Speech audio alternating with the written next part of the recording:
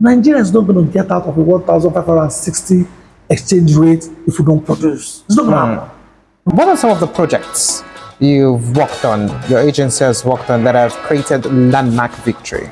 We pride ourselves at producing one of the largest red carpet experience in Nigeria. Not largest that was size alone, but in terms of impact, in terms of visibility. And we've had projects like Hedis, like Afima, like AMA, red carpets that we have done very successful. What drives me most of the time is not the sheer size of the project.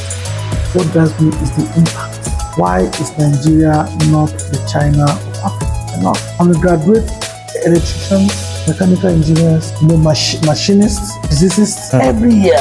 The raw materials we use, 80% of it abroad. And then when we tend to bring them, the customs also a problem. We also have to pay heavy duty for what there is no alternative. I mean, there's an alternative. We say, okay, maybe we are competing against local markets. There's no alternative. When the guys produce for each jar or rubber of honey that you buy, there is a cap, there's also a label. That's two different people producing that. And it's not the manufacturer of the honey that produces any of them. So it means he must label. So if he produces 10 million honeys, there must be 10 million labels.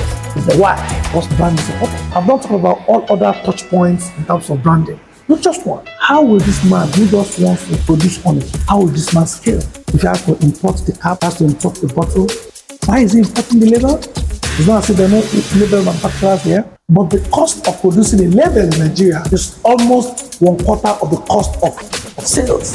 If you take 1/4, it means he has 3/4 to recoup the money for the honey, the money for the cap, the money for the bottle, and then have a profit for himself. I know tech is big and everybody speaks about tech, but tech is not tech. And I'm sorry, tech is, that's why they call a sector a real sector. Because at the end of the day, you're not going to eat tech, you're not going to skip tech. Tech is an enabler, all of this. But those things enable physical stuff. We should be abandoned them. And when the government is delivering about supporting the real sector, the ones that are lucky enough to embrace it, to be able to scale faster.